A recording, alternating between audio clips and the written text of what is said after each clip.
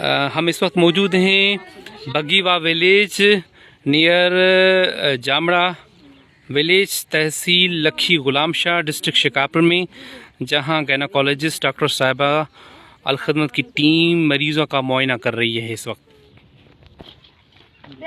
यहां मरीज़ों का वो मरीज़ जो फ्लड में, हेवी रेन में मुतासर हुए थे, उनको डॉक्टर साहिबा बच्चों को, बड़ों को और गायनी के मरीज़ों को यहाँ मेडिसिन मुहैया की जा रही है।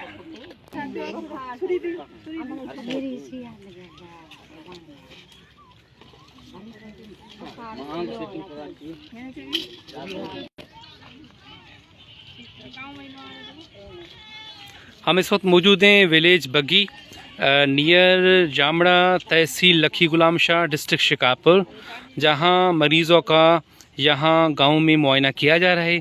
हमारे साथ गायनोकोलॉजिस्ट डॉक्टर साहिबा हमारे साथ मौजूद हैं। यहाँ फ्री ऑफ कॉस्ट में मेडिसिन भी दी जा रही हैं।